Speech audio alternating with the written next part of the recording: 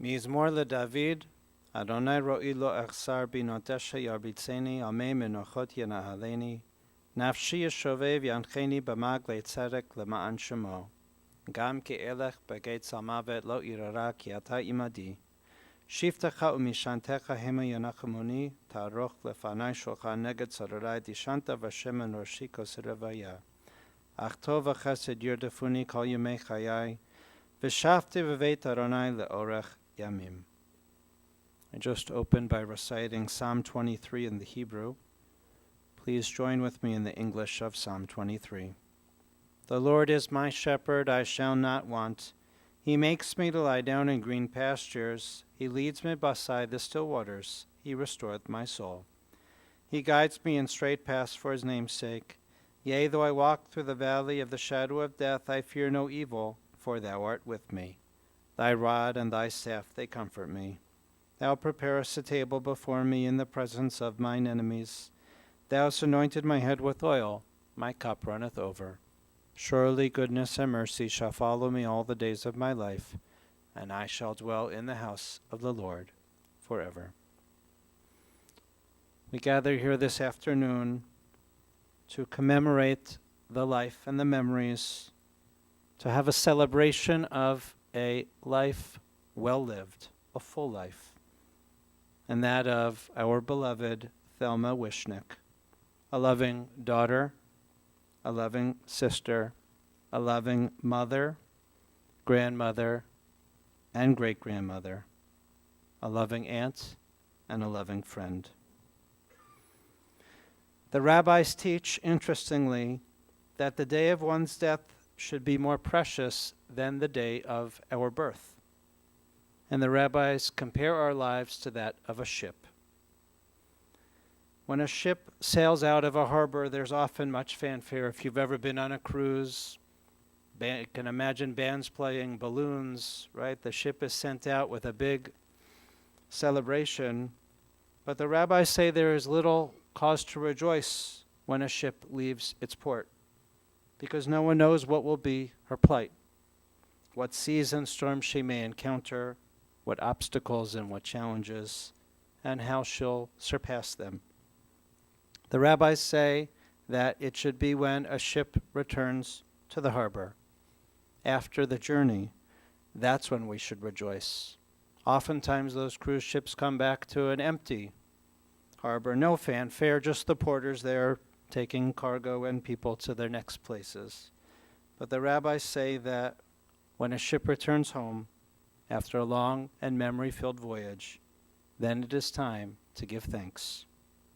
And so we say today that Thelma has departed from this world with a good name. She has returned home safely and at peace. She's returned home at the age of 91 and a half. She's left behind many in mourning, her boys, Marty, Jimmy, and Donnie, all of her adoring daughter-in-laws, who were her daughters in love, Cookie, Karen, Judy, and Carol. The apples of her eye, her grandchildren, Cliff, Holly, Stacy, Allie, Sarah, Audrey, Amanda, Sam, Jacob, and Jenna, and their spouses as well. And the diamonds in her crown, her great-grandchildren, Ariel, Anderson, Sydney, Colton, Kylie, Eden, Ivy, and Benjamin. Thelma now joins all those so close to her who have passed, as she was the matriarch of the family, the last of her generation. Thelma remains strong, living through much loss, the loss of a child, but now we know that Thelma rejoins her eldest son, Bob, who left this world already 6 years ago. She rejoins her loving husband of 55 years, George, who spoiled her every single day they were together. She rejoins her parents, Sarah and Sam Hirschman, her brother Gene, sister Lois. She rejoins her cherished companion, Tom. She joins them all in their eternal home in heaven. At this point, I'd like to call her son Jimmy and daughter-in-law Judy to come forward with the reading.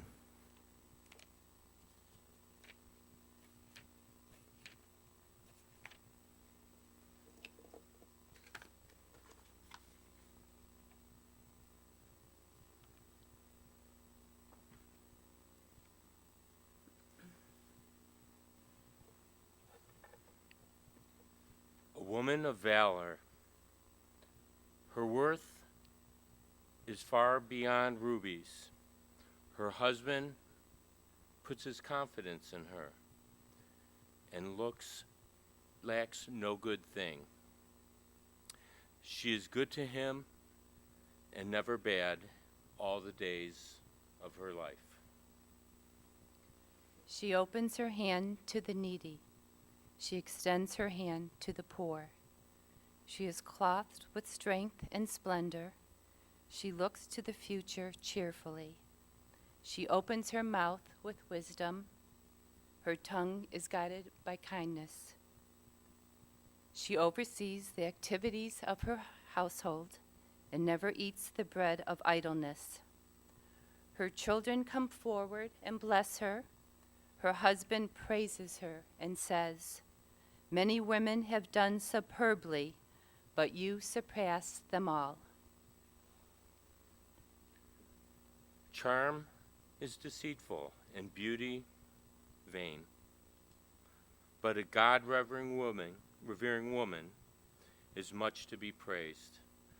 Extol her for the fruit of her hand. Wherever the people gather, her deeds speak her praise.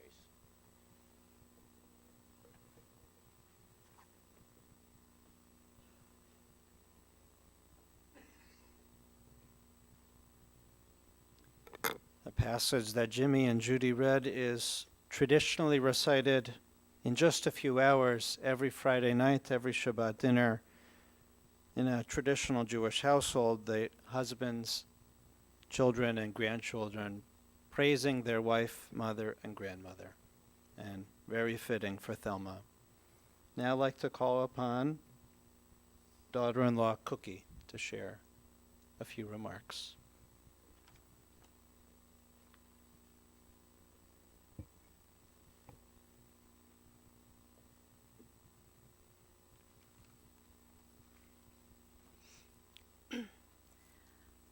I am Arlene Cookie Bailey. It was the 60s. We were wacky, wild, we lived fast, and perhaps did not think. I was married to Bob, the eldest Wishnek brother, now deceased. We met at Brush High School in orchestra class. Bob was a bass player and I the orchestra accompanist. Bob and I became friends involved in music. I remember November 1965 riding bikes with my girlfriend Liz over to the Wishnecks on a mild and lovely Thanksgiving day. Oh, the table was set beautifully for the family event.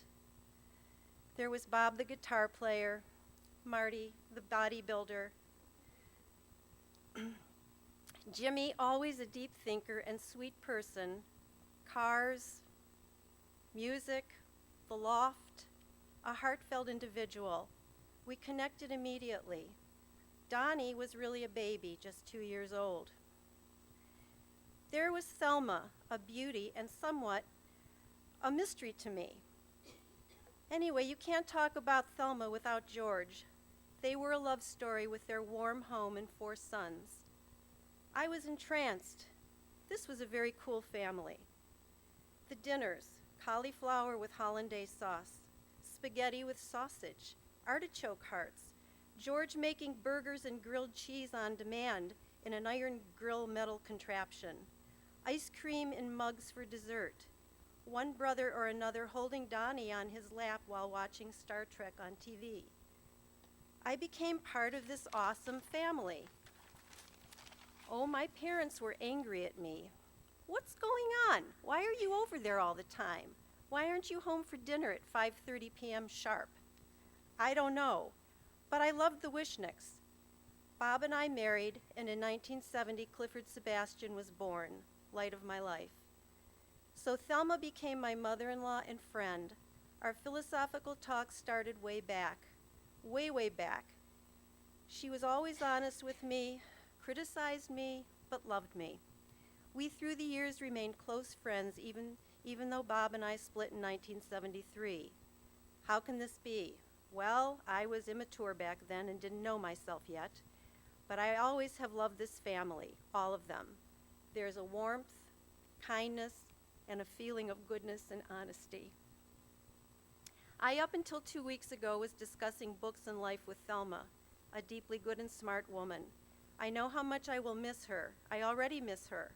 I said to my 98-year-old mom on Tuesday, I can't believe I will never talk to Thelma again. Some things can't be explained. I just bonded with Bob, Thelma, George, and the brothers. I love and cherish my own family, but because I met the Wishnecks when I was 15 years old, I was open and curious about people. I'm proud to be an honorary Wishneck family member. Homage to Thelma.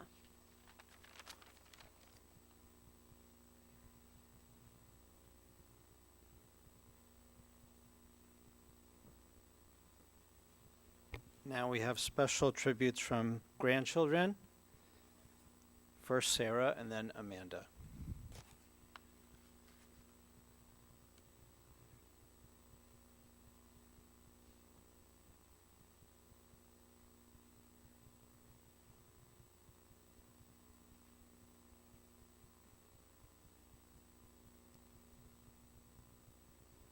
Even at 91 years old, my grandmother took great selfies with me.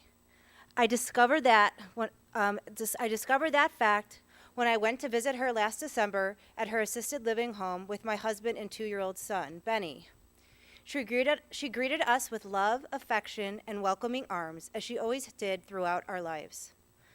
My son took to my grandma immediately and was particularly interested in the walker that she was pushing to help support herself.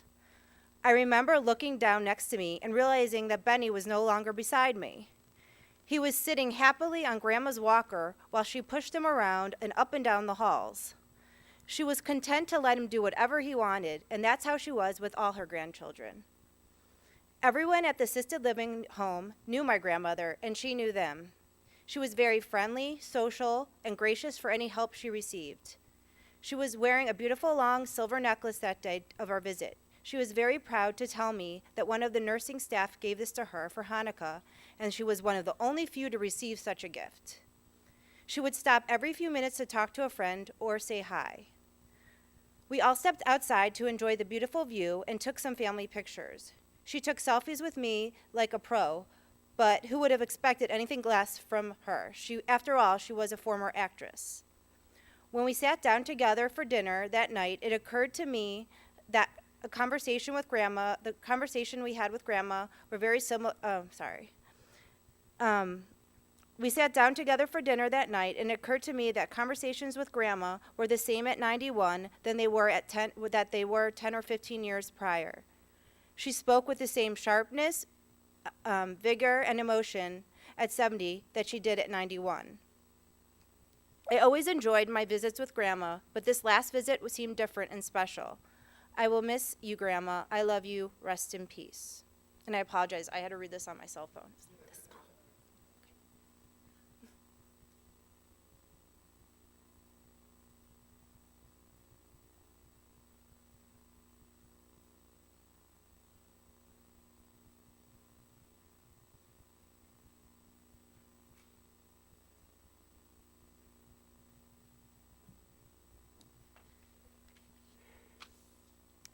I remember my childhood with my grandparents vividly.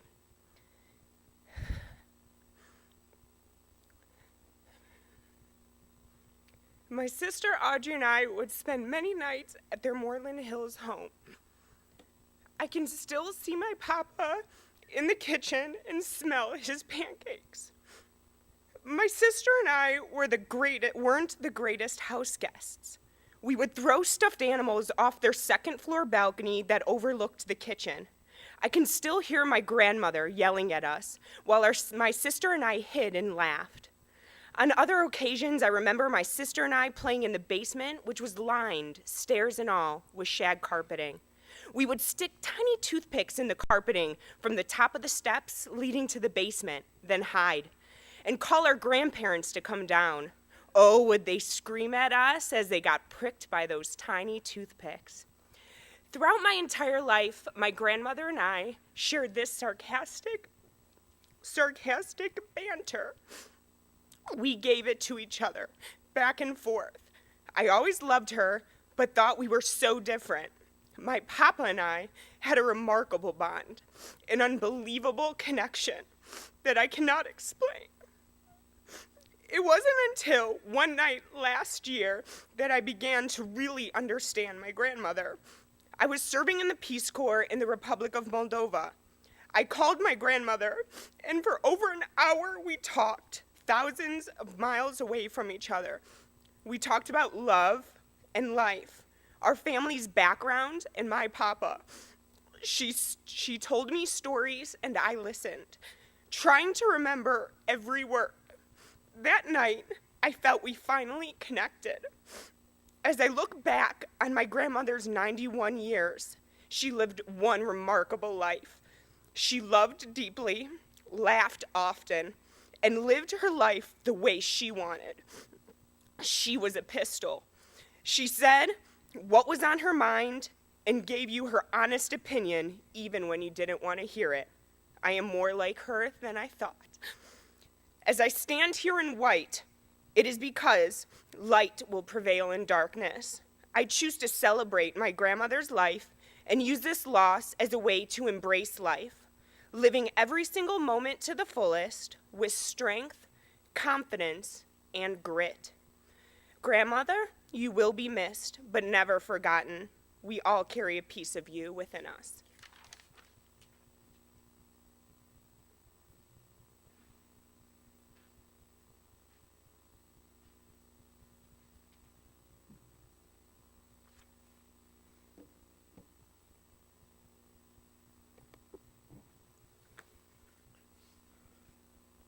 Beautiful tributes. The rabbis say, "Devarim sheyotzim melev nechnasim belev." The words spoken from the heart are able to enter each one of our hearts, and you brought Thelma into all of our hearts. She was dramatic, outgoing, upbeat, so full of life, an actress, perhaps even a diva. But most importantly, she loved her family, passionate about her family, bragging about her family, kvelling about her family. So proud of each and every one of you. She was the real-life Mame, or from Hello Dolly. She had a presence that could take over a room when she walked in. A wonderful, kind woman. She never had a mean bone in her body. She was forgiving, always positive. A great storyteller, both as her days as an actress and those classic family stories from Russia. How Grandpa came over on the boat with nothing, selling newspapers on the street in America, building a furniture business, or how the family evaded the Cossacks, the anti-Semitic burning down of the family candy store in Russia. And Carol shared with me that in her last days, Thelma said this, "I had a wonderful life, and I have no regrets." She was blessed to be able to know and love her great-grandchildren, and she was always so encouraging and loving to all the family. Born and raised here in Cleveland Heights, on Berkeley, Thelma graduated from Heights High and was following her path as an aspiring actress. She was gorgeous and quite good at acting. She starred in a production of The Women in the Cleveland Playhouse. She had acted with Joel Grey and was offered a job in acting in New York City by Rudy Valley, but her father would not let her go. Thelma was set up with George, who was 4.5 years older, and they went bowling. At the time, Thelma had lots of boyfriends, I was told. It happened that she was out with another guy, and she got sick. She didn't feel well, and the guy left her while she was feeling ill. She went home to rest. It just so happened that George came to visit her at her house, and he took care of her, never leaving her side until her sickness passed. His devotion to her won him her hand. They were soon married on April 11, 1948 at Community Temple with Rabbi Herman. Throughout his life, George was devoted to her. He catered to her. He spoiled her. Thelma was the queen of the castle. She cooked. He did the dishes and the laundry. Together they built a wonderful family, their four boys, a hectic house that was full of fun. They enjoyed traveling. They went to Spain and Israel, South America, Europe, Hong Kong, all over the world. And their boat, sailing the Great Lakes, to Canada, to Detroit, all the islands in the Great Lakes, and mostly just docking at their club, the Lakeside Yacht Club, and playing cards with friends. Every Friday night, playing with their best friends, Rita and Hank Miller. Thelma devoted her life to raising her boys. After they were grown up, she was a realtor. She conducted market research surveys, making home visits, enjoying both jobs because she was so personable. At home with the boys, there was lots of drama, lots of noise, lots of tumult. There was a large age span among the boys, as you already heard, so Mom was officially the longest-serving PTA member of the South Euclid Lyndhurst school system. Marty remembers this story, which exemplifies how Mom was a superhero, or maybe better yet, we should say Wonder Woman, doing anything and everything for her boys. There was that giant mud pile near the house in Bexley, more than 20 feet high, so the story goes. So boys will be boys. They were playing on top of it until little Jimmy, standing on top, began to sink into the mud pile. And he kept sinking, and he kept sinking. They couldn't help him, and he actually disappeared into the mud pile. The other brothers couldn't find him, so they went home to get Mom. Thelma ran to the mud pile, got on top, and somehow, while sinking herself in, was able to find Jimmy and pull him out, but she lost her shoe in the rescue. And there was that story of Donnie flying off the boat, and so many more wonderful stories and memories from growing up together. Thelma was a great mother-in-law. Her daughters-in-law quickly became her daughters, as you already heard. Nothing could break that bond between them. Thelma always made you feel comfortable, warm, and welcome. For her, in her home and in her life, there were very few rules. Anything goes. She was just happy to be with you and to feed you. She was a great cook and a great host. Her potato soup was classic, brisket and sauerkraut. Her farfel, though she never made quite enough. The best spinach, borscht, stuffed cabbage, the greatest spaghetti a Jewish girl from Russia could make. She had to make for 4 growing boys and then a growing family.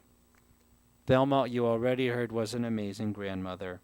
All the kids remember her incredible dinners at the house. Family boat rides watching the fireworks, searching for the afikomen together on Passover, always running around. Amanda's birthday was always celebrated on the boat with her grandparents. The kids would always jump on Grandma's bed, hide in the big trunk in their house. Audrey shared the story that when she visited Grandma for spring break, it was St. Patrick's Day, and she attended the condo St. Patrick's Day party. Grandma paraded Audrey around, as you already heard from Amanda, to all of her friends, so excited to introduce her granddaughter. All the grandkids loved when she'd tell stories of her days as an actress, how when you'd call her, she was always so dramatic, drawing out her words, asking, "Why don't you call me anymore?" when you spoke to her just the day before. Grandma always wanted updates on all the grandkids, and her room was filled with pictures of everyone. You made her so proud. I know that Jenna loved her humor, always laughed at them, even if she was the butt of the joke. And a great-grandmother. Thelma had the blessing of living a full life, to not only meet and hold so many of that next generation, but to truly know them, to be an active part of their lives. I had the chance to talk on the phone to some of the great-grandchildren. 9-year-old Kylie told me this. She told me that her Gigi was so strong. Even when she was sick, she said Gigi was a fighter. She loved to go out with her to lunch with her Gigi, hear her stories, liked to play with her, tossing her physical therapy balloons back and forth. And 10-year-old Sydney told me this, that Gigi Thelma had such a good life, that she was always so appreciative and just loved hanging out together. It's a real blessing. Thelma loved to gamble, and she was good at it. Jimmy lamented that she should have done it for a living. She was an expert bridge player that also loved Maj and canasta, but bridge was her game. She won practically every tournament in Florida. She was ranked at or close to #1 in the world. For not going to college, Thelma was extremely smart.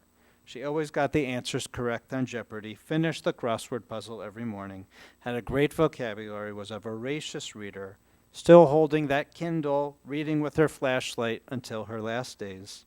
She stressed education and religion to her boys. making sure they each went to Hebrew school, had their bar mitzvah, graduated from college.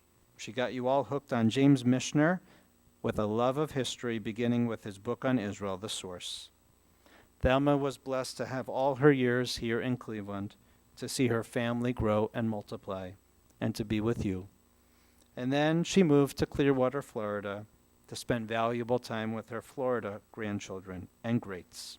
In Florida, she met Tom, her loving companion, who took great care of her, worshipped her until his own passing. The family was extremely grateful for his love and devotion to Mom.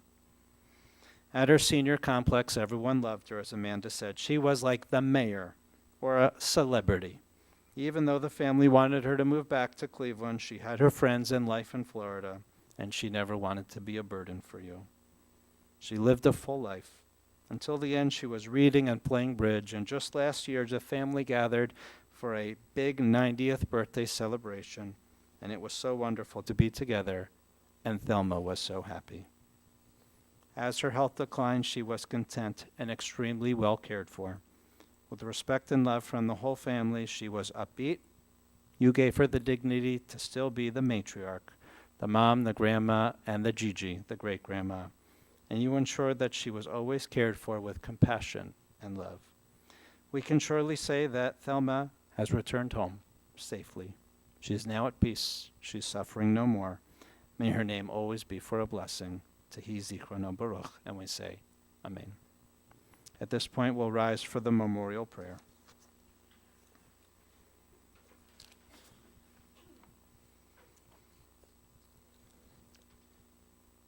El Mare Rachamim Shochem Amromim Hamatzei Menocha Nachona Tachat Kanfei HaShechina B'malot Kedoshim Utorim Kezorak Yemazirim Et Nishmat Taibol Bat Selig Shachal Olama Began Eden Temenuchato Anna Barachamim Hasti Reba Setekan Fakali Olamim Utsra B'tzorcha Imen Nishmata Ronayona Chalata V'tanuk B'shalom Mishkava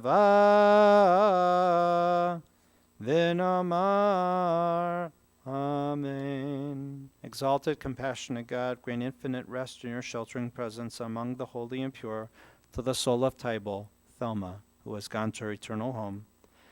Merciful One, we ask that our loved one find perfect peace in your eternal embrace.